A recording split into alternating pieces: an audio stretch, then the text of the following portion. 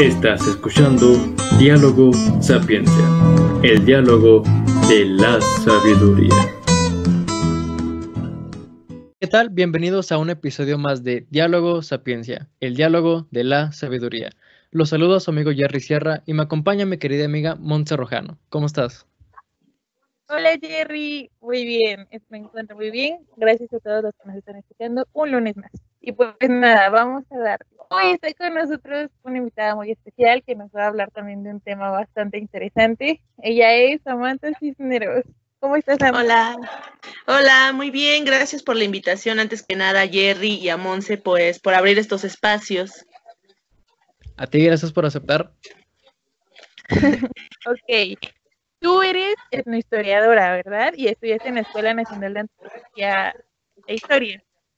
También eres gestora cultural, das clases en una secundaria y también eres memeóloga. Pero entonces, para ubicarnos primero, vamos a empezar por ¿qué es la etnohistoria, Sandra? Uy, ahí es mi mero mole, dirían por ahí. Principalmente. ¿Qué es eso, dirían por ahí?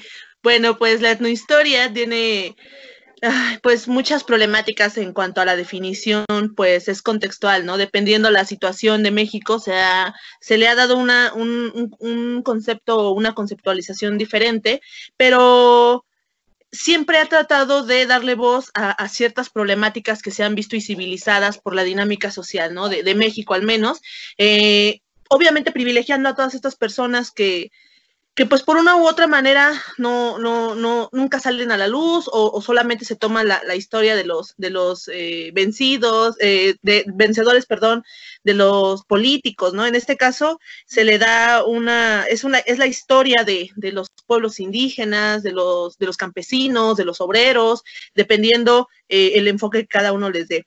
Se han hecho varias conceptualizaciones, la que a mí más me gusta es la historia del sujeto antropológico dentro de un proceso histórico y la que más van a escuchar ustedes, que es la que a mí no me gusta mucho, pero es la que más van a escuchar a lo largo de cuando escuchen hablar sobre etnohistoria, es la historia de los pueblos que no tienen historia o la historia de los pueblos que no tienen voz. Sin embargo, creo que esto es erróneo porque, pues a mi parecer, todos los pueblos tienen historia. Sin embargo, pues no está quizá escrita como todos creen, ¿no? En libros o en paredes, sino la diferencia de estos pueblos es que muchas tienen su historia a través de la tradición oral y es es lo que nosotros nos dedicamos a estudiar, procesos de sujetos invisibilizados a través de la historia.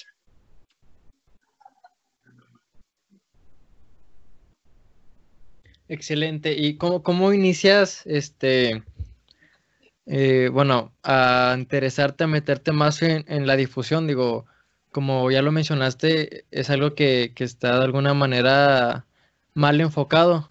Entonces, a partir de ahí nace tu interés para difundirlo. Bueno, pues con base en lo que les acabo de decir, pues es una problemática que a mí siempre me conflictúa porque pues Monse lo sabe, en la ENA al menos es un chiste local el decirte que la etnohistoria no existe, porque realmente la etnohistoria es una de las licenciaturas más jóvenes que se han creado en la ENA, ¿no? Ha de tener como unos 60 años por mucho y pasa por un proceso, ¿no? A lo largo de México surge, más bien en el mundo, perdón, surge como una herramienta, luego pasa a ser una metodología que utilizan antropólogos, historiadores para defender problemas de tierra. Después llega a México como una especialización dentro de las ciencias sociales, o más bien dentro de una maestría de ciencias sociales, y hasta 10 años después pasa a ser una disciplina en la ENA, ¿no? Entonces, por eso es que somos el chiste local, además de que, como lo que mencionaba antes, de que pues no existe una conceptualización o más bien los mismos etnohistoriadores no se ponen de acuerdo, ¿no? Entonces, toda esta problemática en la que yo me veo inmiscuida durante mi proceso académico, pues me hace generar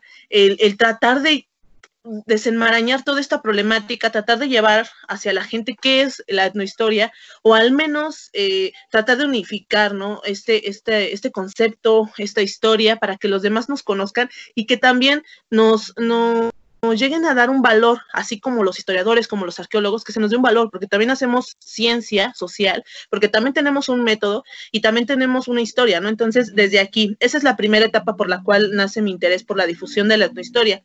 La segunda etapa es cuando yo entro a trabajar, bueno, a hacer servicio social a lo que es la jefatura de mi licenciatura, y estando ahí, pues trabajaba capitulando, archivando lo que eran los proyectos de tesis, y pues notaba que muchos de los proyectos de tesis se encasillaban en ciertos temas, ¿no? Entonces ahí me conflictaba porque yo decía, bueno, es que creo que la etnohistoria puede dar más, ¿no? Tiene herramientas, tiene muchas cosas, pero no lo sabemos explotar quizá, y quizá no sea problema tampoco nada más de nosotros como alumnos, sino también es un problema de academia, es un problema de institución, es un problema de México, y también de investigadores, porque como les mencionaba, creo que también nosotros generamos el hacer temas tan complicados en que la gente se quiere interesar en nosotros, ¿no? Porque, por ejemplo, escribimos cada vez más complicado, usamos términos súper redundantes, que a la gente en verdad les aburre, ¿no? Yo lo he leído, ya les decía, yo capitulaba tesis y decía, oh Dios, ¿qué es esto, no? Siendo investigadora. Entonces, desde ahí yo decía, bueno, creo que esta es una problemática, hay que empezar a escribir más para la gente. Si queremos que la gente nos lea, tenemos que escribir más coloquialmente, que es un problema con la academia, porque la antropología, la historia tradicional, te dice que tienes que escribir entre más difícil, mejor, ¿no? Y es más científico, ¿no? Entonces, desde ahí.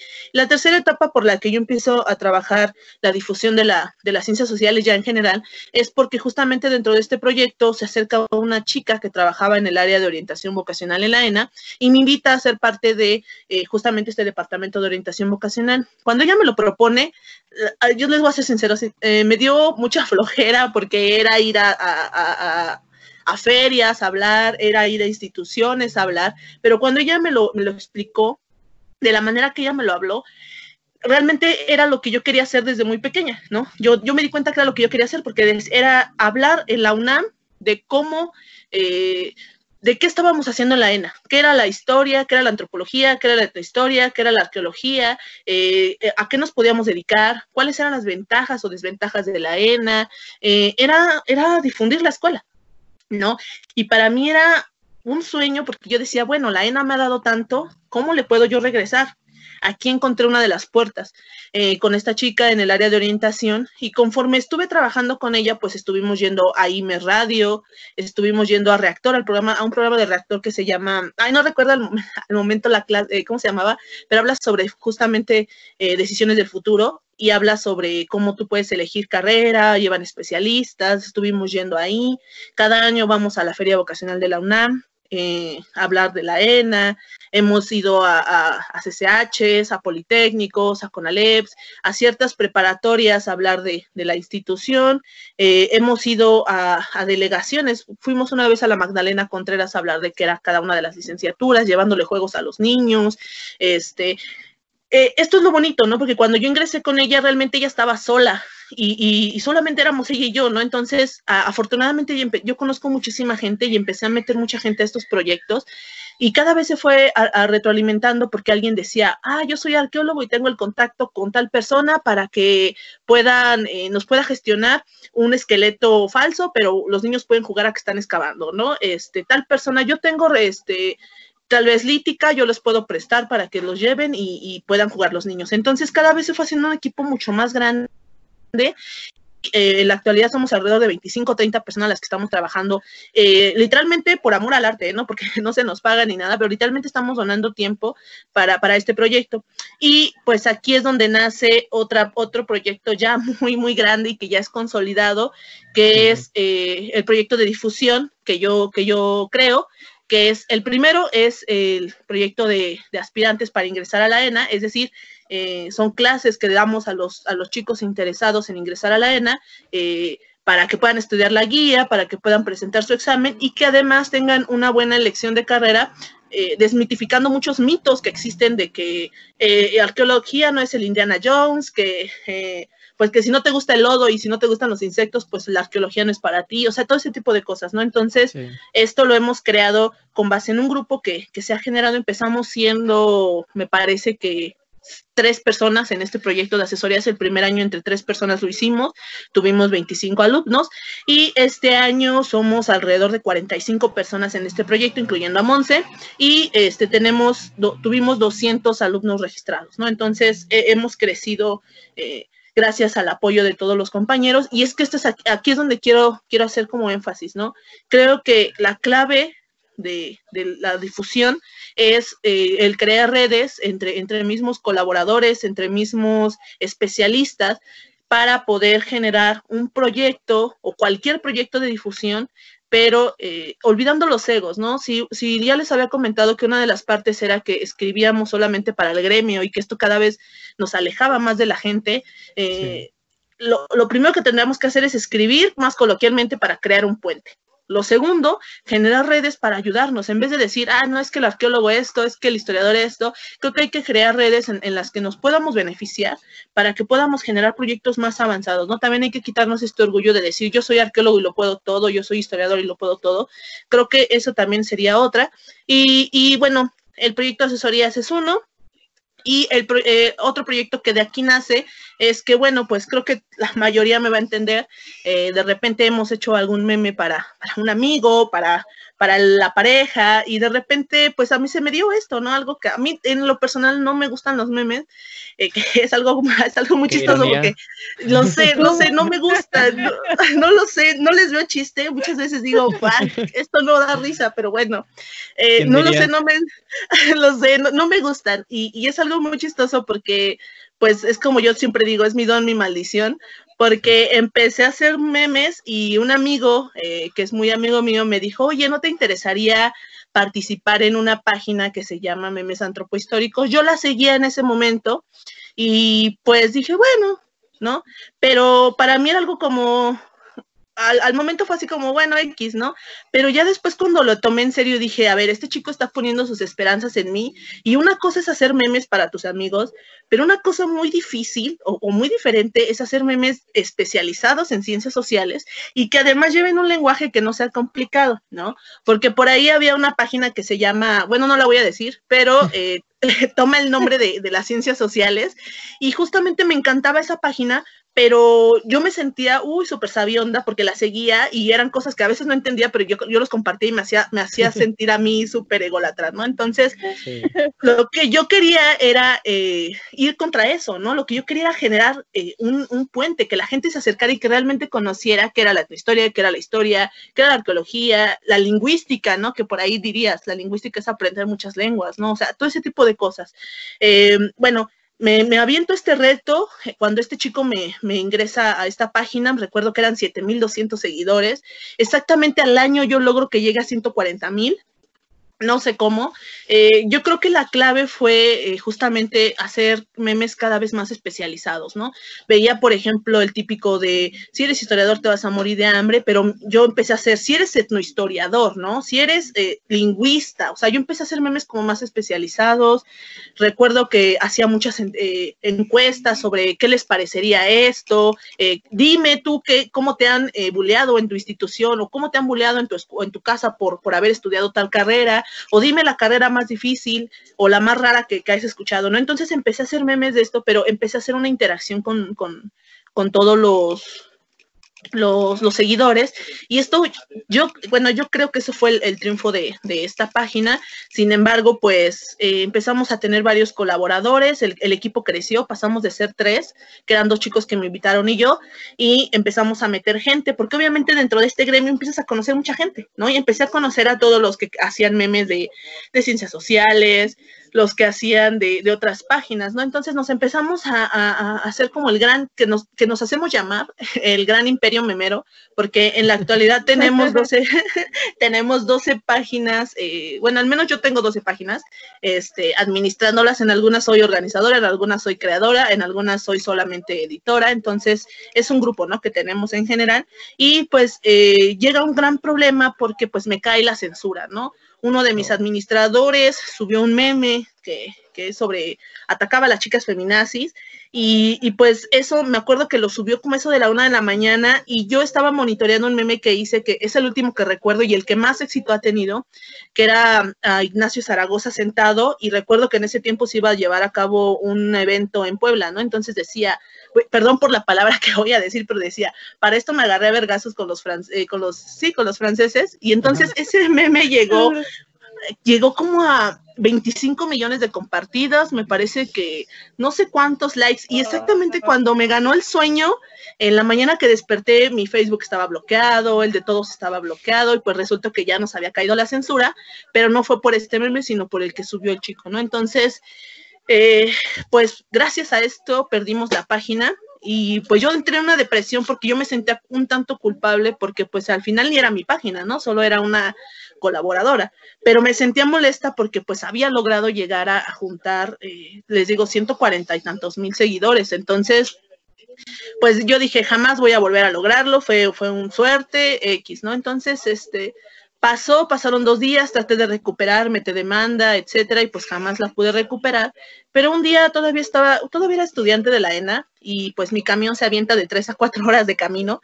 entonces, pues afortunadamente ese día me tocó ir sentada, entonces era un día como hoy lluvioso, y recuerdo que venía como el típico imagen de película triste donde vienes en la ventana, y venía pensando, ¿qué voy a hacer, no? Se acabó lo único para lo que yo creía que era buena, y exactamente, todas mis esperanzas iban como las gotas de lluvia cayendo por la ventana, y entonces, no sé por qué se me ocurrió generar otra página, pero cambiarle el chip, ¿no? Yo siempre he sido fanática de la comunidad chola, de la comunidad chicana, he sido mega fan, porque me parece, a mí en lo personal, me parece una comunidad muy arraigada, una comunidad con propias tradiciones, con propia estructura, muy arraigada a la familia, etcétera. Entonces, muy leal, exactamente, muy leal, muy estructurada, ¿no? Tiene una estructura muy, muy marcada. Entonces, para mí, siempre me ha llamado la atención.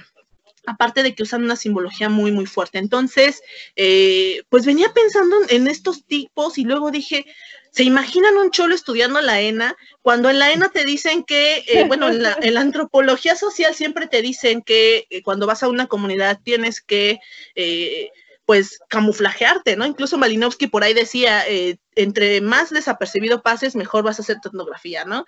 Y yo decía, bueno, ¿y qué pasa con los cholos, no? Porque si los discriminas, pues ya, o sea, desde ahí, ¿qué onda, no? Entonces, se me ocurrió crear este seudónimo, este personaje en el cual, pues, un cholo, obviamente discriminado por sus tatuajes ya en la vida normal, porque aparte vive en Iztapalapa, una zona súper discriminatoria, a pesar de que tiene variabilidad en culturas, expresiones, etcétera, y se le ocurre estudiar antropología, ¿no? Y en específico etnohistoria, algo que nadie sabe qué es, ¿no? Entonces, desde ahí creo este seudónimo, este personaje en el cual él,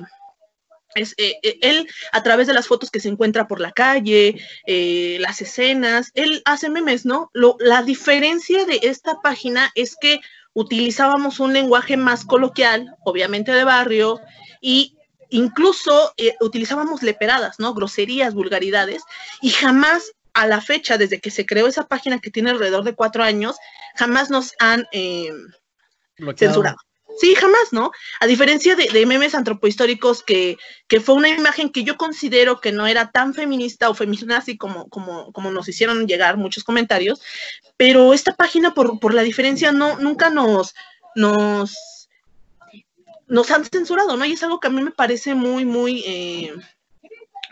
chistoso por lo mismo, por el lenguaje que maneja, la sátira que maneja incluso, porque además también es muy chistoso que la mayoría de la gente, que, bueno, yo he presentado esta ponencia en varios coloquios, he ido incluso a televisión, me han hecho varias entrevistas, y es muy gracioso porque para mí también resulta algo muy fuerte, porque toda la gente cree que es un hombre, y en lo personal cree que es un cholo, ¿no? Y cuando todos me ven a mí dicen, ¿cómo, no? Entonces, sí, claro, ¿qué pasó aquí? Incluso me han llegado a decir que, pues, que es una broma y cosas así, ¿no? Y aparte también pensando en México, que dentro del gremio, que aunque ustedes no lo crean, dentro del gremio de las ciencias sociales, también se tiende a ser muy machistas, ¿no? Entonces, el que una mujer haga de un personaje hombre y que incluso esté compartiendo temas, que esté... no sé, expresándose de la manera que lo hace, tiende a crear un cierto escorsor dentro de la sociedad, que bueno, a mí en lo personal me ha llevado a muchos lugares, les digo, televisión, entrevistas, radio, coloquios, y hubo un tiempo que yo opté por que no se supiera mi exactamente, sí, justo, porque pues por lo mismo, ¿no? En primera, porque se podría pensar que era broma o cosas así, y la otra porque...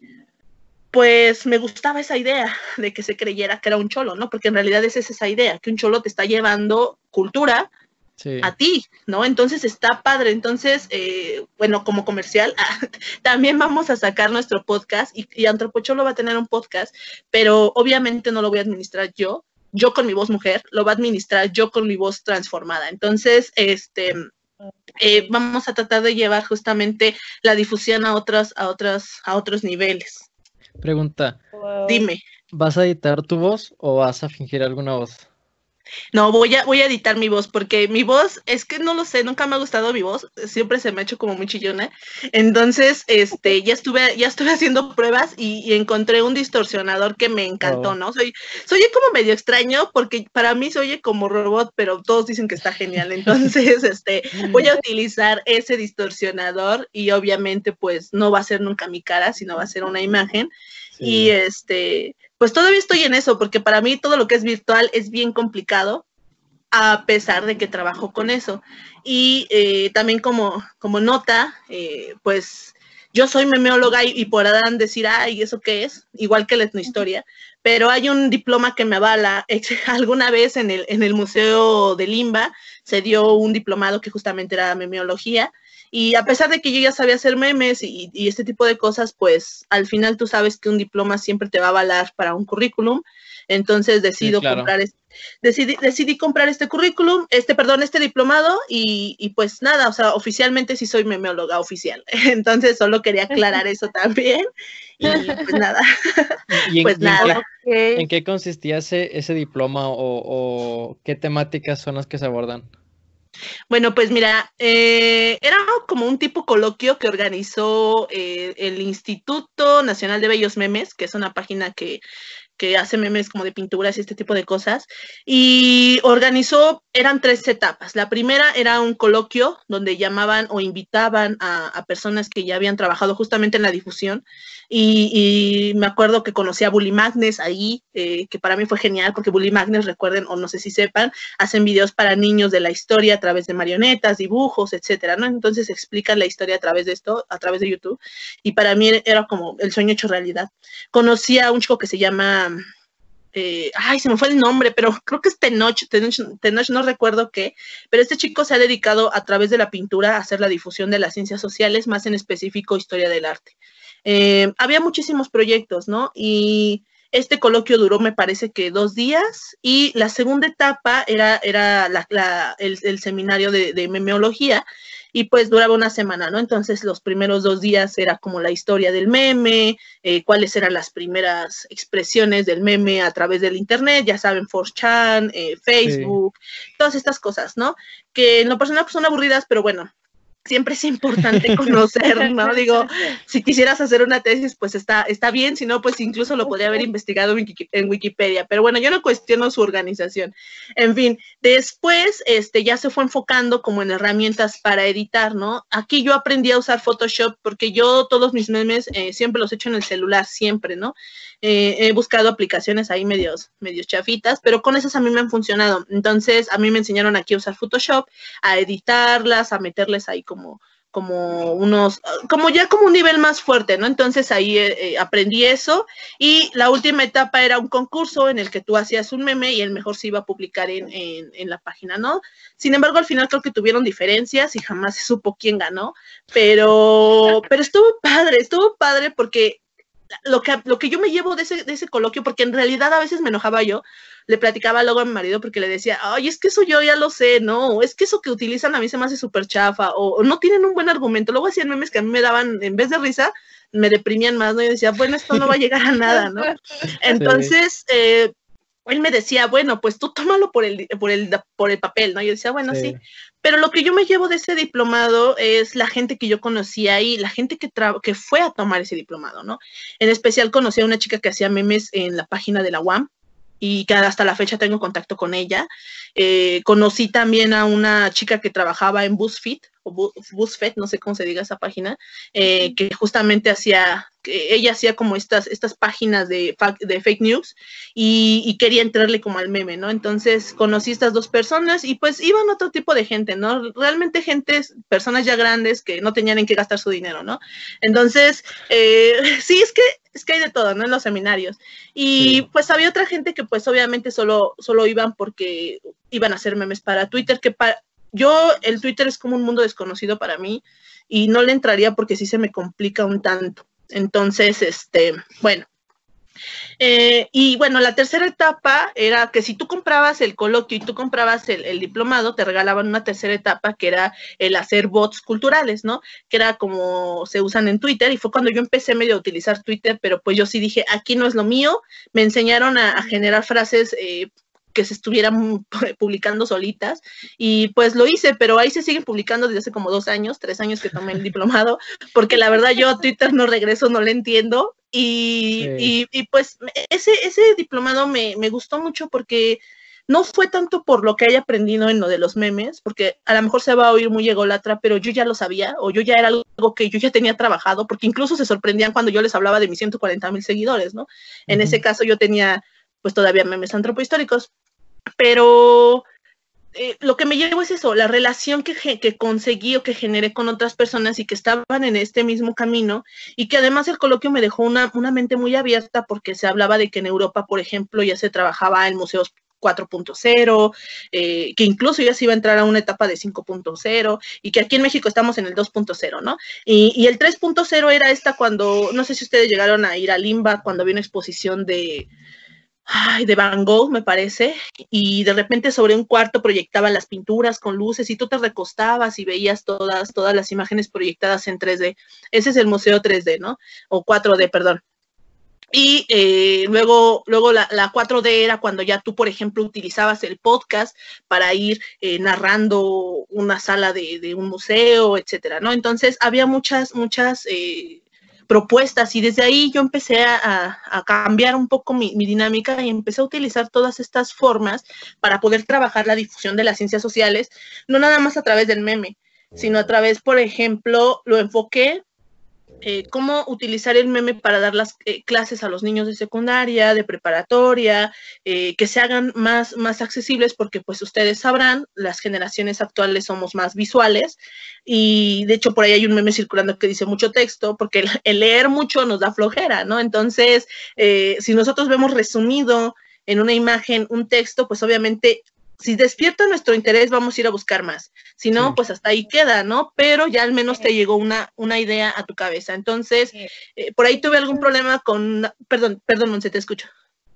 No, es que yo tenía una duda sobre eso, ¿no? Más bien una curiosidad. Yo sé que tú eres maestra, das clases de historia y geografía en una secundaria, trabajar con jóvenes es todo un mundo, yo trabajo con pequeños de primaria, entonces tenía esa curiosidad, ¿cómo ha sido? Porque yo sé que compartes memes, ¿no? Y luego dices, hey chicos, ojo aquí. Por ejemplo, a la hora de los resultados en los exámenes o en las participaciones de tus alumnos, una vez me acuerdo que hiciste una dinámica muy padre, no sé cuál era el tema, pero resulta que los alumnos tenían que hacer una presentación de un personaje histórico a través de una página de Facebook, y ellos lo presentaban y tenían amigos, pero toda la construcción del perfil estaba basada en el personaje, ¿no? Era como su mundo a través del perfil de Facebook, y eso se me hizo muy innovador y muy padre, pero dije, ok, eso para nosotros está excelente, pero ¿qué pasa con el lado de los alumnos y los resultados? ¿Tú cómo lo ves? ¿Sí está funcionando? Sí, o sea, a ver, ¿cómo? Pues mira, a mí se me ha hecho bien complicado, porque cuando yo ingresé a dar clases a nivel secundaria, ya oficial, pues yo empecé dando formación cívica y ética, ¿no? Entonces, yo siempre he estado peleada con esa materia, porque te dice cómo ser el mexicano ideal, y pues nadie lo es, ¿no? Incluso yo no lo soy. Y como les decía a los jóvenes, no se droguen, no tomen, cuando pues la mayoría lo ha hecho en su vida, ¿no? Entonces yo decía, yo era así como muy conflictuada, yo me conflictuaba mucho con eso. Antes de eso yo había dado historia y geografía y formación cívica y ética en Comipems, pero es muy diferente porque te enfocas a las preguntas de examen, ¿no? Pero cuando yo ingreso aquí a formación cívica y ética, yo empecé a utilizar memes para que los jóvenes se identificaran, ¿no? Para que yo les decía, ¿se acuerdan de este meme? Pues miren chicos, esto es una discriminación, ¿no? Esto es un estereotipo, incluso utilizaba mucho el antropocholo para hablar del estereotipo, ¿no? Entonces, ahí como que me conflictuaba mucho, porque les digo, incluso yo me atrevería a decir que el conflicto más grande que yo me he aventado no es con los jóvenes, es con la institución, a la que yo pertenezco como maestra, porque las personas mayores no ven esto como muy bueno, ¿no? Incluso el que yo, por ejemplo, me relacione con los jóvenes y les platique, yo alguna vez hice esto, yo alguna vez hice lo otro, y aprendí de mis errores, no lo hagan, para ellos era como, es que te estás volviendo amiga de los alumnos, eso está penadísimo, no puedes agregarlos a Facebook porque es un delito, son menores de edad, ¿no? Entonces, sí es un conflicto muy grande, de hecho tuve que crear mi Facebook profesional, que es en el que actualmente trabajo, y es a donde tengo agregados a mis alumnos, porque justamente tenía ese problema, ¿no? Ahora, gracias a que, pues, yo creo que también a mi carácter, a cómo trabajo, he logrado que este perfil sea tanto profesional como personal, ¿no? Entonces subo cualquier cosa, los alumnos ni se intimidan ni nada, porque en clases a mí no me hacen ningún tipo de comentario, ni me ofenden, ni nada, al contrario, me he encontrado con que los alumnos me respetan muchísimo, les digo, en general más bien el problema que yo he tenido no es con los alumnos, es con los profesores ya más grandes, con las instituciones, porque piensan que uno pierde el tiempo, ¿no? Que esto es pérdida de tiempo, que esto no importa, que es una tontería, y pues cuando todo cambia un poco, cuando yo empiezo a dar historia y geografía, porque pues es mi mero mole, ¿no? Y empiezo obviamente a utilizar mis memes, empiezo a utilizar imágenes, incluso esta es una de las dinámicas que tú conoces, Monse, la del Facebook, pero yo he hecho muchísimas con ellos, ¿no? Yo de hecho, por ejemplo, cuando al final, yo soy muy estricta con ellos, y yo siempre les digo a mis colegas maestros, ¿no? El terror funciona, yo terroreo mucho a mis alumnos, los amenazo, los espanto, y si no, mis exámenes nadie los pasa, ¿no? Literalmente son así, porque yo soy muy dinámica con ellos, yo no llego y vamos a hacer un resumen. Cuando me hacen enojar, sí, pero yo trato de, a ver chicos, si mañana me traen un meme, pero creado por ustedes, les voy a subir un punto, ¿no? Y al día siguiente tenía 40 memes ahí, ¿no? Y resulta que me traían uno que yo había creado, o que alguien que yo conocía había creado, y les decía, es que yo ya lo vi. ¿Y cómo usted sabe? Era la ventaja de estar en este mundo, ¿no? Entonces, sí, creo que lo que a mí me ha ayudado mucho es el lenguaje con el que yo me manejo con los jóvenes, que es un lenguaje virtual, en el que ellos están desenvolviendo, y que en este caso sería el meme, ¿no? Porque cuando ellos me platican sobre algo, yo les digo, sí, ya lo sé, ya lo vi. O me enseñan un meme, yo ya lo vi, ¿no? O sea, trato de estar como en sintonía con ellos. Creo que esta es una ventaja que tengo por ahora, pero va a llegar un momento en que la virtualidad me va a sobrepasar, si es que no me actualizo, ¿no? Pero en este sentido, pues a mí no he tenido problemas con los jóvenes, al contrario, ¿no? Me han respondido muy padre, porque incluso ellos me dicen, no entreguemos libreta, no hay que hacer examen, si usted nos pide actividades, las hacemos, ¿no? Entonces yo cada mes les hacía, por ejemplo, esto de la biografía de Facebook, que yo les di a escoger un personaje que más les gustara, cada quien escogió, y tenían que hacer su perfil de Facebook, ya saben, amigos, enemigos, relación, etcétera. Hemos hecho, por ejemplo, exposiciones de culturas, hemos hecho como una línea del tiempo donde cada quien se caracteriza de cada cultura, y ya saben, dan de comida, etcétera, ¿no? Entonces, esto ha sido un trabajo que hemos hecho porque yo siempre les cataficio, hacemos examen, pero mis exámenes nadie los pasa, o exponen o hacen una dinámica, ¿no? Y pues he buscado varias dinámicas que a mí me han funcionado, y creo que yo enseño como a mí me hubiera gustado que me enseñaran, porque yo les soy sincera, yo en lo personal a mí la historia me aburre. O sea, en lo personal a mí me aburre muchísimo, y más cuando si ustedes me preguntaran, ¿recuerdas algún maestro de historia que te hubiera marcado? Yo les puedo decir que ninguno. O sea, yo ni siquiera me acuerdo de sus nombres, ni siquiera me acuerdo de nada, y lo que yo sé de historia lo aprendí dando clases, porque en lo personal en la ENA, pues yo siempre, a pesar de que soy etnohistoriadora, yo siempre me fui como por el lado más de la antropología, y de la historia lo que sé lo aprendí dando clases. Entonces, yo empecé a amar la historia a partir de que los chicos me han respondido de una manera muy bonita con sus dinámicas, incluso llegan y me dicen, ¿sabe qué? ¿Usted sabía que María Antonieta esto? Y yo, órale, no lo sabía, ¿no? Y es algo que se me queda. O tal persona, ¿sabía que esto? Entonces es bien chistoso, porque también los chicos, como están en una era virtual, cuando he hecho exámenes, porque pues la institución te exige exámenes, incluso los jóvenes me responden abajo con memes, ¿no? Incluso abajo del examen yo les he puesto memes. Había uno que me compartió por ahí un compañero que es maestro de Puebla, que decía, Thanos necesita nivelar el universo, para eso necesita reprobar a la mitad de la institución, ¿no? ¿Serás de los afortunados que pase o no? Y entonces había chicos que me hacían memes abajo, ¿no? De de Iron Man, ¿no? De ahí diciendo, no, es que nunca he visto esa película, pero me contestaban cosas, ¿no? Entonces era muy gracioso porque era una dinámica dentro de los mismos exámenes donde los jóvenes me respondían con memes, ¿no? Cuando hacíamos exámenes nunca faltaba el niño que decía, voy a pasar a dibujar un Dorime al pizarrón para que nos dé suerte, o sea, cosas así. Entonces creo que yo soy la maestra que yo hubiera querido tener y Sí. que me hubiera gustado hacer, amar la historia, ¿no? En lo personal les digo, yo amo la historia no por mis maestros, sino por el contexto en el que yo me desarrollé, pero yo espero que mis alumnos la amen por eso, porque lo aprendieron y que algún día digan, esto yo lo aprendí por esa maestra loca que nos hacía memes o cosas así, ¿no? Entonces, eso es como lo que he vivido. ¿Qué tan difícil ha sido el meter esta metodología? Porque me acuerdo que en segundo semestre, en filosofía, trataron también de enseñarnos a través de los memes, pero como que nadie lo peló, como que nadie realmente se interesó en ese método. Y a mí se me hace un método muy interesante.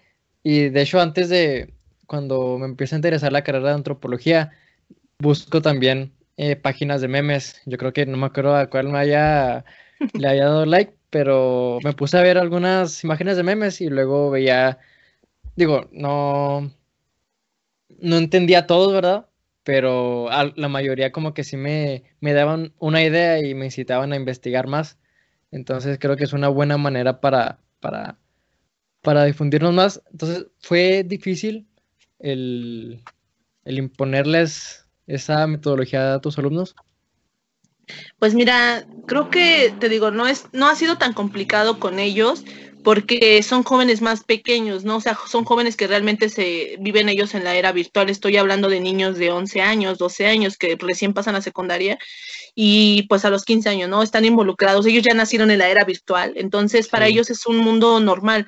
El problema, como tú lo dices, y que yo enfrenté es justamente con las personas de mi edad o incluso mayores, ¿no? Yo tenía un compañero que en nuestra historia que tenía como 40 y algo de años, y cuando yo empecé a difundir, porque por ahí dicen que se me da el histrionismo, entonces yo difundo todo en Facebook y yo todo hago así como pompa y galardón de todo lo que hago. Y entonces este chico una vez se me puso a debatir muy fuerte en Facebook porque decía que eso de los memes era pura perdera de tiempo, que era una tontería, que era realmente eran estupideces esto de tratar de difundir la historia y la antropología dentro de una viñeta. Y yo le argumentaba que pues era una forma en la que yo me podía acercar a un público que obviamente no estaba inmerso en conceptos que, por ejemplo, si yo le dijera a una persona qué es el neoevolucionismo, me iba a decir, pues quién sabe, ¿no? Entonces, si yo lo trataba de hacer a través de una viñeta, pues obviamente era algo que les iba, como tú dices, si te interesaba lo vas a investigar, si no, pues ahí muere, ¿no? O sea, también es cuestión de cada quien. Entonces yo le decía, es que el meme no enseña, el meme es el primer paso para interesarte en algo. Pero él abogaba y decía que yo me enfocaba a enseñar a través del meme, y no, o sea, es complicado enseñar a través del meme, porque obviamente a través de una imagen no puedes explicar quizá un tema muy complicado, quizá como la Revolución, la Independencia de México, no lo puedes explicar solamente en una imagen, ¿no? Tienes que hacer uso de varias herramientas, pero es el primer paso. Sí. ¿No? Entonces, eso hay que entenderlo y hay que dejarlo muy claro, y es algo que les cuesta mucho trabajo a las personas de otras generaciones, porque no crecieron o no están inmersos en eso. No, yo les digo, en lo personal a mí hay memes que a mí no me dan risa y yo digo, bueno, ¿eso qué, no? Pero creo que como tú dices, creo que todos lo hicimos cuando intentamos ingresar a cualquiera de nuestras licenciaturas o institución. Yo también buscaba páginas que me hicieran más fáciles comprender ciertos conceptos, ¿no? Por ejemplo, por ahí seguía yo a los Wikipedia, que son unos youtubers de allá de Argentina, me parece, y estos tienen varios como sketch, pero tienen un sketch que a mí me encanta mucho, que era la cumbia de la antropología, de la filosofía. Y entonces, sí, me encanta. Que es buenísima, y que yo te puedo decir que gracias a esa cumbia yo pude responder 4 preguntas de mi examen, ¿no? Entonces, a la fecha me acuerdo que deductivo, no sé qué, y o sea, todo ese tipo de cosas. Entonces, creo que cada quien toma las herramientas que cada quien cree necesaria, ¿no? Yo creo que muchos de nuestros compañeros quizá tengan la ventaja de tener esa retención o esa ventaja de estar sentados leyendo y que se les quede todo, pero no todos somos así, ¿no? Yo no lo soy. Yo quisiera leer un libro y que se me quedara todo y poder ser erudita en todo, pero a mí lo que me ha funcionado es lo visual. Y sí, creo que yo he dado, porque yo tengo un hijo, entonces mi hijo es visual totalmente, entonces yo sé que él aprende viendo, ¿no? Entonces yo sé que hay diferentes tipos de aprendizaje, pero lo que se está apremiando más ahorita es lo virtual, porque obviamente los jóvenes viven en lo virtual. Ya Contimas tiene Facebook, tiene celular, tiene tableta, entonces todos se desarrollan en eso, ¿no? Y que nosotros nos queramos seguir generando en este grupito de investigadores de yo solamente leo y soy el gran erudito, y los que no pertenecen a mí, en vez de que ayudemos a que genere una difusión correcta de las ciencias sociales, estamos haciendo que cada vez la gente crea, la gente, no me gusta decirlo, pero la gente del común, la gente que no está involucrada con nosotros, crea que estas cosas son nada más para gente de ricos, ¿no? O para gente que tiene el tiempo libre, ¿no? Porque, por ejemplo, en los coloquios, y yo lo voy a decir, yo me sentí opacada, porque pues obviamente yo soy una clase media baja quizá, y en este coloquio iba gente de dinero, ¿no? Obviamente esta gente que tiene el tiempo para hacer este tipo de podcast, de cosas así, es gente que tiene una ventaja económica por sobre los que tenemos que trabajar quizá, ¿no? Entonces, yo a veces me sentí invisibilizada porque yo decía, es que yo no pertenezco a este mundo, nunca me hicieron sentir mal, jamás, pero yo me hacía sentir mal a mí misma porque yo decía, yo no sé utilizar Photoshop, no sé editar, entonces yo me sentía mal conmigo misma, pero creo que cada quien hace su luchita desde su trinchera, pero es que es esto, colaborar a esta idea de que la cultura solo es para ricos, ¿no? Entonces, creo que hay que ir quitando estos tabúes, pero ahí está lo complicado. El problema, y que yo me he dado cuenta, es tratar de romper esos tabúes primero dentro del gremio y tratar de llevarlos hacia la gente. Entonces, eso es lo que yo he notado. Porque siento que pasa mucho que... bueno, perdón. No, es que sí quería tocar un tema que justo Sam, bueno, lo veo en ella y en su trabajo, ¿no?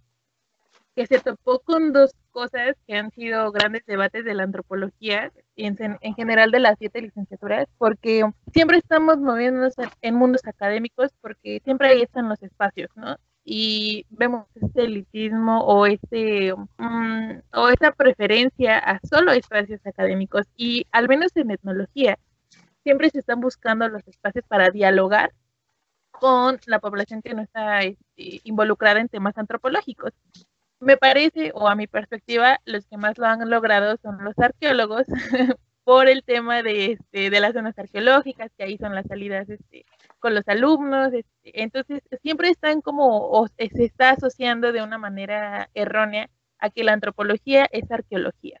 Entonces, pues es como, no, ¿y cómo le hacemos? Y ese es un debate clásico en etnología. ¿Cómo le hacemos para llevar nuestras etnografías a la gente? ¿Cómo acercarnos? Entonces, yo por lo que he visto, Sam se enfrentó a un radicalismo que existe en la ENA, ¿no? En el sentido académico. Es ¿cómo vas a hacer memes? Como te pasó con este chico. O sea, no estás enseñando nada. Simplemente estás haciendo una aplicación, ¿no? De lo que estás sabiendo y estás teniendo ciertos resultados. Y justo este mismo espacio, ¿no? Como lo estamos haciendo, Jerry y yo, pues, ¿cómo podemos acercarnos? Pues a través de esto. Queremos que conozcan, que se involucren, que nos pregunten, porque para eso estamos.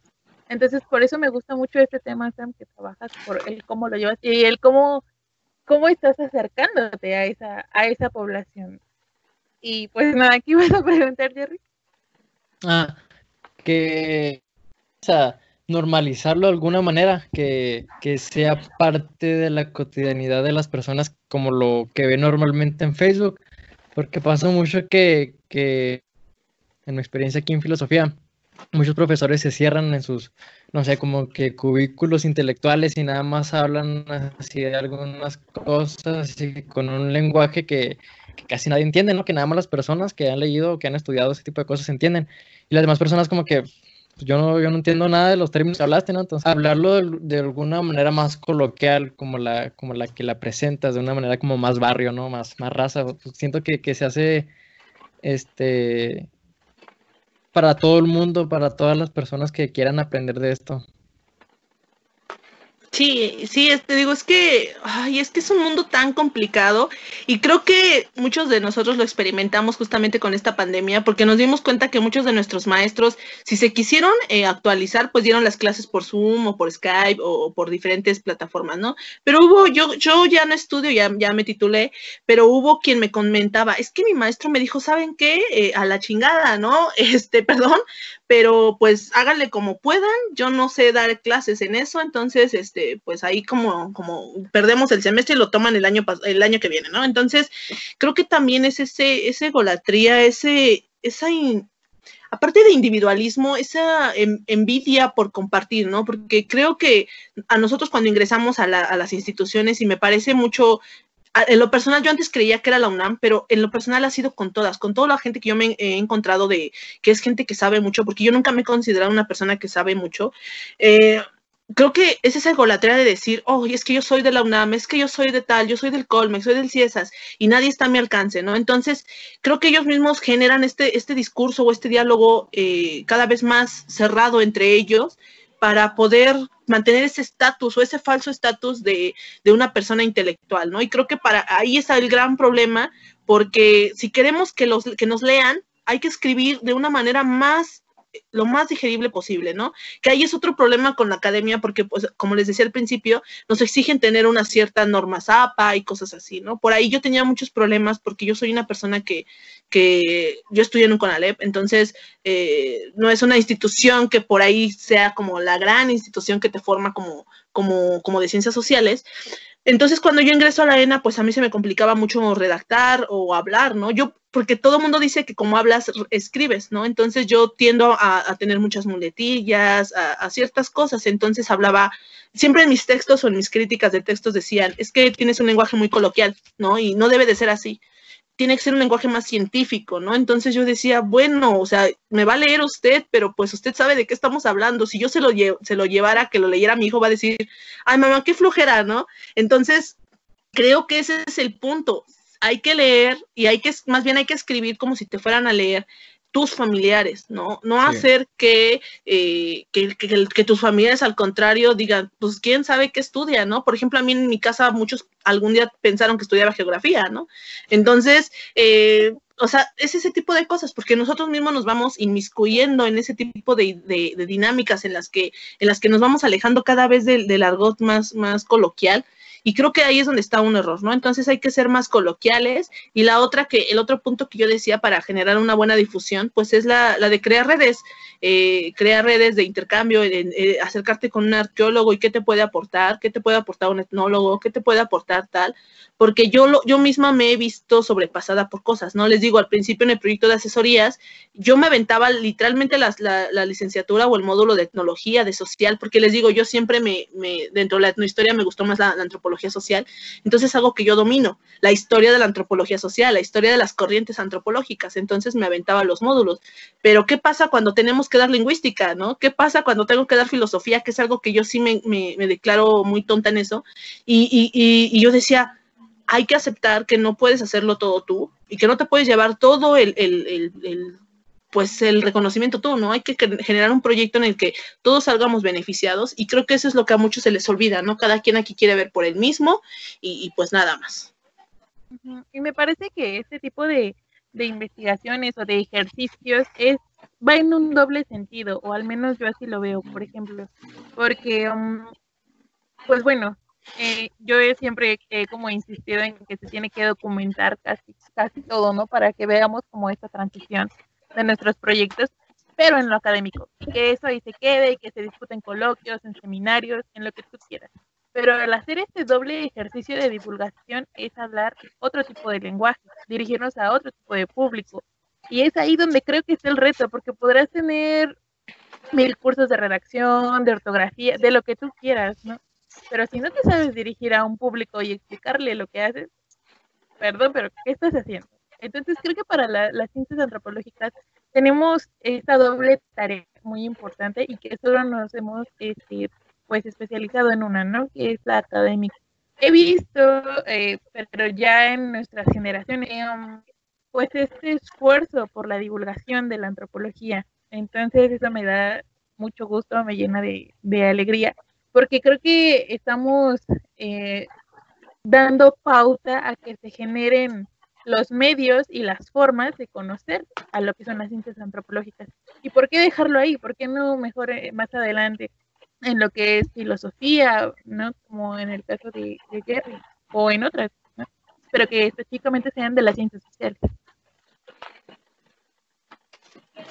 Sí, te digo, es que, bueno, también, o sea, a lo que dices, tienes mucha razón, ¿no? Creo que no todos tienen esa voz para difundir, ¿no? Y les decía hace rato, mi don, mi maldición, quizás hacer memes, pero también mi don que yo descubrí a lo largo de esto es la difusión, porque afortunadamente Dios me dotó con una voz tan gruesa y tan fuerte que se escucha, ¿no? Y que además también por ahí me dicen que tengo voz de liderazgo y ciertas cosas, ¿no? Entonces, siempre hay que tomar tus ventajas para poder enfocar ciertas cosas, ¿no? Yo decía, ¿cómo me voy a dedicar a hacer temas de investigación si nadie sabe qué es la etnohistoria, ¿no? Entonces, primero creo que tengo que luchar muy fuerte para que la gente conozca qué es la etnohistoria, para que algún día me lean como una etnohistoriadora, ¿no? Entonces, quizá todo el mundo me ha dicho, porque me han dicho que yo no sirvo para investigador, pero quizá algún día me van a conocer porque al menos difundí la etnohistoria, ¿no? Y a mí me gustaría que algún día que yo pueda escribir un texto, me lean, pero que lea gente que es diferente al gremio. Entonces, ese es mi labor y ese es mi trabajo. Porque en lo personal, por ejemplo, yo mi tema de tesis lo hice de las asesorías, pero como mencionábamos hace rato, a veces el problema no está tanto con nuestros compañeros o con nuestros alumnos, ¿no? El problema es a veces las instituciones, y en la ENA yo me aventé una bronca muy fuerte, porque según la etnohistoria clásica, que la etnohistoria clásica estudia prehispánico, colonial, indígenas, campesinos, revoluciones, etcétera, y yo lo que estaba haciendo era una tesis sobre los sujetos invisibilizados durante un proceso de discriminación para ingresar a un sistema universitario, ¿no? Que era el proceso de aspirantes. Entonces yo me aventé una bronca muy fuerte con academia, con directivos, para que me pudieran aceptar mi tesis, y en general yo algún día pensé en hacer tesis de memes. ¿Se imaginan qué bronca todavía más grande el poder lograr que me hubieran aceptado una tesis? Sí. Entonces, a eso me refiero. Digo que creo que cada vez también las licenciaturas tienen que evolucionar, porque los conceptos, yo sé que la antropología es el estudio de las sociedades indígenas, quizá en un sistema urbanizado, pero yo ya no nada más es eso, ¿no? Creo que ya el contexto exige otras cosas, y la historia también, y la arqueología también, y como decíamos hace rato, creo que los más beneficiados siempre han sido los arqueólogos, porque todo el mundo tiene el argot coloquial, que la arqueología es el Indiana Jones, y que son los que están en los museos, y que los historiadores son los que hacen historia, ¿no? Pero, ¿y qué diablos es la etnología? ¿Y qué es la antropología social? ¿Qué es la antropología física? ¿Qué es la lingüística? Y por ahí hay muchísimas más licenciaturas que tienen que ver con nosotros, y como decíamos, no todo el mundo cree que porque estudias antropología ya estudias dinosaurios, ¿no? Creo que la mayoría de los que estamos aquí algún día quisimos ser paleontólogos o arqueólogos, pero no es el punto, ¿no? Me refiero a que el gran tope con el que se van a encontrar, yo se los digo, porque yo llevo en este camino 4 años y medio en este camino de la difusión, que es las instituciones, ¿no? Las instituciones son muy complicadas para abrirte espacios. Los espacios los tienes que generar tú, porque no hay de otra manera, ¿no? No hay otra, no te van a decir, sí, ven a la ENA a dar un coloquio sobre difusión, porque no lo hay. Y lo que han intentado hacer como difusión es la difusión de ciertas cosas, ¿no? Entonces, hablando de que también es otro problema, por ejemplo, en la ENA, yo de hecho tengo planes de algún día dar una clase sobre herramientas de docencia y herramientas de difusión, porque si ustedes han checado el plan curricular de la ENA, solo historia lleva una materia, y eso es una embarrada, es una optativa que dice que es herramientas de la docencia en la historia, ¿no? Entonces te enseñan a cómo dar clases, pero solamente te enseñan un mes, ¿no? Entonces, no solo los historiadores terminan dando clases, yo estoy dando clases, conozco antropólogos dando clases, conozco a lingüistas dando clases. Entonces, ¿cómo se nos enseña a dar clases? Pues así que lo aprendemos en el camino, ¿no? Y creo que lo ideal es que la institución nos formara sabiendo que el 80% de los egresados de la ENA terminan de maestros. ¿no? Por ejemplo, esa es otra problemática. Y la otra es que también nosotros, bueno, yo he visto muchos de mis compañeros, y yo creo que Monse me podrá dar la razón, muchos de mis compañeros de generación no están trabajando, y no es porque no quieran, es porque muchos se centran en decir, es que si yo no encuentro el trabajo que yo quiero en una institución de ciencias sociales como Colmex y esas, etc., yo no voy a aceptar cualquier cosa, ¿no? Y yo solo les puedo decir, yo me fleté literalmente a andar en cosas que son como, que no tienen nada que ver con la etnohistoria, pero gracias a esto me ha podido colocar o me han dado un lugar en dar clases, ¿no? Yo me aventé de orientadora vocacional medio año completo, de secundaria en secundaria, tocando puertas para que me compraran un curso con mi PEMS, y eso me llevó a que me dieran espacio para dar clase dentro de, ¿no? Pero yo me aventaba de 7 de la mañana a 9 de la noche tocando puertas en secundarias de todo lo que es Zona Oriente, ¿no? Entonces, creo que es eso, nos toca talacharle, y a la mayoría de la gente, y no debería de ser así, porque debería de haber espacios, pero los espacios no los genera la institución, los estamos generando nosotros, y obviamente, pues, bueno, Monse les podrá decir, yo cuando la conozco para ingresarla al proyecto, ella se acercó a mí, ¿no? Porque no sé cómo el proyecto se ha llevado de boca en boca y se ha conocido en toda la institución. Hemos utilizado YouTube, hemos utilizado entrevistas, hemos utilizado muchas cosas, y mucha gente ha llegado a mí. Les digo que de los 45 expositores que tengo en la actualidad, muchos han llegado porque me mandan un mensaje de, hola, me interesaría participar, ¿cómo ves, no? Recuerdo que a Monse le dije que pues ya no tenía espacio el año que ella me buscó, y me sentía mal, me sentía súper mal, porque yo decía, es que yo siempre dicen por ahí que tengo alma de mamá y de Madre Teresa de Calcuta, porque quiero ayudar a todos. Entonces yo sentía feo porque le decía, no, Monse, es que ya tengo lleno, ¿no? Y yo decía, incluso me aventaba broncas con una amiga que es coordinadora también, porque ella me decía, es que ya no metas gente. Yo le decía, podemos hacer 2 grupos, ¿no? Aunque sea de menos gente. Y me decía, no, es que tú pierdes el enfoque, ¿no? Entonces le dije a Monse, discúlpame, pero el año que viene ahí estamos, ¿no? Y recuerdo que el año que viene fue de las primeritas que busqué, y mira, tengo un espacio, ¿te interesa? Y afortunadamente creo que ha crecido tanto el grupo, porque ahora somos, les digo, 45 expositores, son 12 a 15 chicos de logística, y pues son las 2 coordinadoras que estamos, ¿no? Entonces, a la par, les digo, coordino varios proyectos. Ahorita estamos como a nada de entrar a los podcasts, y que pues es eso, ¿no? Ustedes saben que el tratar de vender y comercializar esto, monetizar esto, es un tanto complicado, pero muchas veces se hace por amor, y se hace para llevar la difusión a otros gremios, y no tanto porque te dé prestigio. Yo nunca lo he hecho con esa intención, yo lo he hecho con la intención de que me abra espacios para que cuando yo un día llegue a algún lado me digan, mira, ella es etnohistoriadora, ¿no? Y no porque quizá se conectó con gente, ¿no? Sino porque ella hizo esto, ¿no? Entonces, a mí me gustaría eso, y que la gente que camina conmigo, porque yo siempre he dicho eso, que la gente que camina conmigo también se abra de espacios. Entonces, y Monse lo sabe, toda la gente que trabaja conmigo, si yo veo que alguien hace algo que me gusta, o yo lo estoy compartiendo, y les digo, afortunadamente tengo muchísima difusión, ¿no? Entonces, esa es una ventaja que yo tengo.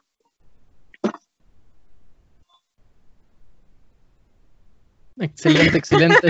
Pensé que ibas a decir algo, Monse. No, se me fue el aire. Nos quedamos sin palabras, ¿no? Perdón, pero es que se me fue el aire. Qué chido coincidir en todo esto, en este proyecto. Sí, me acuerdo cuando te busqué, no recuerdo muy bien, creo que fue una por publicación de Facebook, lo de las asesorías, porque justo buscaba, siempre de alguna manera he estado como interesada en darle difusión, ¿no? Siempre tal vez fue un trauma de ¿qué estás estudiando de etnología y qué es eso, no? Entonces, estos son los frutos. Creo que estamos en una generación que está interesada, porque al menos eso lo hemos visto en las propuestas que hemos hecho, igual tocando puertas, así, oye, vente para acá a platicarnos. Y dicen, oye, sí, y se están peleando por los espacios, ¿verdad? Y es como, sí, yo quiero, y ya que salga mañana o el próximo lunes. Me llena de mucha emoción el que haya este interés. Creo que estamos dando pauta que se abran nuevos canales de difundir la antropología, y en estas diferentes formas, ¿no? Y pues tu trabajo es un claro ejemplo de cómo se está haciendo, y ojalá que sea una buena respuesta, porque es ensayo, error, experimento y volverlo a hacer. O sea, nunca sabemos qué va a pasar. Son cosas de las ciencias sociales, es normal. Entonces, pues qué padre coincidir y que se estén generando, y no dejarlo de hacer. seguir trabajando en ello, en este doble ejercicio, tanto académico como aplicado, porque si no haces antropología aplicada de alguna manera, solo estás haciendo tesis y tesis y tesis y seguimos en la misma. Nadie nos va a entender. Entonces creo que este doble ejercicio es una tarea para todo antropólogo y pues nada, qué padre. Sí, sobre todo no rajarse, ¿no? Porque yo creo que, como bien nos comentabas, que hay muchas críticas por parte de las instituciones, ¿no? De que están peleadas con esa forma de enseñar, pero yo creo pues que se viene una nueva época, ¿no? de enseñanza y pues va a ser muy beneficiosa tanto para los alumnos, para los futuros alumnos y obviamente para los docentes. Vale. Y pues sí, con toda esta información es lo que se está generando, ¿no? Entonces, Sam, muchas gracias por compartirnos tu trabajo, por darle voz de alguna manera a la etnohistoria, claro que lo estás haciendo, y también a todas las ciencias antropológicas, en el caso de la ENA, ¿no? Que también muchos no la conocen, por cierto, por si alguien de los que nos está escuchando, ¿qué es la ENA? Pero pues bueno, ya se enteraron por aquí qué es. Y creo que es todo. No sé si quieres o hacer algún comentario o reclamación, chisme. Recomendación. Bueno, pues nada, gracias a recomendaciones. Agradecerle mucho a ustedes por la invitación, como les decía, no hay muchos espacios.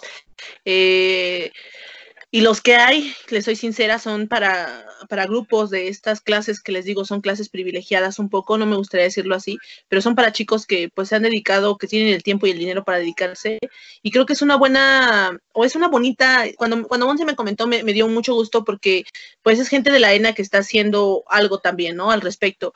Por ahí le decía a Monse que conozco un chico de historia que estaba haciendo o que trabaja videojuegos para difundir la historia, hace historietas para difundir la historia. Conozco otro chico que era el encargado de la difusión de la ENA a través de, por ejemplo, la exposición del metro, ¿no? Cuando se hizo. Hay mucha gente que conozco, porque les digo, afortunadamente dentro de este gremio vas conociendo a la gente, y he conocido mucha gente que se está dedicando a esto, pero obviamente pues hay que crecer, ¿no? Hay que crecer, hay que ayudarnos para poder generar más ventanas, más puertas para poder entrar, porque les digo, los pocos que hay siempre los van a encontrar ahí en la Condesa, en la Roma, ahí en estos lugares fifís. Entonces hay que ayudarnos justo para poder difundir nuestro quehacer, para que nos lean, para que al final tengamos, o que seamos valorizados por lo que hacemos, que al final nos valoren, que la gente, que incluso nuestra familia sepa que nos dedicamos y que nos den ese valor, y que no crean que nada más estamos perdiendo el tiempo, y creo que esta es una bonita etapa, ¿no? Eso, y la otra, pues les digo, agradecerles mucho por el espacio, por ese trabajo que están haciendo, y pues ojalá nos podamos encontrar más allá en un proyecto más grande, quizá, más ya elaborado, y que algún día quizá, que dentro de mis planes está hacer un coloquio, pero ya que todo se normalice, y como lo decía Jerry, por ejemplo, esta pandemia hay que verle lo bueno es que entramos la mayoría a una era virtual, que nos forzó, que todo el mundo creía que estábamos en una era virtual, pero en realidad nadie lo estaba, ¿no? Entonces, afortunadamente, con esta pandemia nos obligó a entrar a la era virtual, y también se oye feo, ¿no? Pero, por ejemplo, esas personas que son investigadores, que solo ocupan plazas, pues solitos van a ir como cayendo, ¿no? Entonces, sí, creo que esto es importante. Y lo otro, pues darle difusión ahorita en una época tan complicada, en el momento en el que estamos pasando por un recorte tan fuerte en el presupuesto, y que me parece que es ahorita donde tenemos que unirnos más, y en vez de decir, es que los historiadores somos mejores que los etnólogos, que los antropólogos, etcétera, creo que hay que ayudarnos, hay que apoyarnos. Por ahí he visto varios como proyectos de varios compañeros, unos que van a dar recorridos turísticos, otros que van a dar, en este caso me encanta lo de los podcasts, nosotros vamos a sacar podcasts, nosotros ya dábamos recorridos turísticos, por ahí he visto muchas iniciativas, ¿no? Entonces me parece algo muy bueno, porque creo que nosotros somos los que vamos a salvar al final la cultura, porque al final no solo la estudiamos, sino hay que salvarla y hay que replicarla. Y es como por ahí decimos en el proyecto de asesorías, nosotros como estudiantes de la ENA o de cualquier institución hay que regresarle todo lo que nos brinda el gremio y el pueblo, porque el pueblo al final paga sus impuestos, y de eso, y gracias a eso es que nosotros podemos estudiar ciencias sociales, y la forma en que nosotros podemos regresarles todo ese dinero no es en un libro que hable sobre ellos en términos muy complicados, sino más bien regresarles un poco de la cultura o esta difusión, ¿no? Entonces, eso es lo que yo me gustaría agregar y pues nada, espero que nos encontremos en un futuro no muy lejano y que podamos seguir colaborando para que esto crezca. Claro que sí. ¿Y en qué canales te podemos encontrar? ¿Dónde podemos ver tu trabajo? Todo esto de los memes, tus redes sociales, ¿por dónde? Bueno, tengo 12 páginas, pero no recuerdo el nombre de todas. Ahorita la más importante sería Antropocholo, que es la más importante. Instituto Memero de Antropología e Historia es la segunda más importante. Estamos por ahí también en Memes Antropohistóricos. Ando en Profe Memes, ando en Secretaría de Educación Memera, Sindicato de Memes para los Trabajadores de la Educación, Memes para la Cuarentena, el Manual de Supervivencia en la ENA. Tengo página que te avisa si hay clases en la ENA. Y por ahí, en mis canales de YouTube tengo la página del IMA, que es el Instituto Nacional Memero de Antropología e Historia, perdón, ya casi me meto en problemas de copyright. Es el Instituto Memero de Antropología e Historia, o IMA, IMAH. Y también está el canal de YouTube de Antropocholo, donde ahorita hemos subido como algunos clips de podcast, pero todavía no hemos grabado nuestro primer capítulo. También tenemos recorridos turísticos por ahí, o si gustan seguirme en mis páginas, en mi perfil, que es Sam Cisneros, o tengo el otro que es Sam Hernández, ¿no? Por ahí ando. Vale. Excelente. Por todos lados. Por todos lados. Exactamente. Bueno, pues en mis redes estoy en Instagram como Jerry-, siempre se me olvida, tengo que apuntarlo aquí. Jerry-Sierra 11 y en YouTube como Jerry Sierra. ¿Y a ti, Monse? Así es. En Instagram, Facebook y Twitter como Monse Rojan. Y pues en la página del podcast estamos en YouTube, Facebook, Spotify como Diálogo Sapiencia. Puros diálogos de sapiencia. Sí. Y pues este ha sido el capítulo de hoy. Espero les haya gustado mucho. Compártalo por todos lados. Y pues nada, nos vemos el otro lunes. Hasta luego, gracias. Gracias, hasta luego.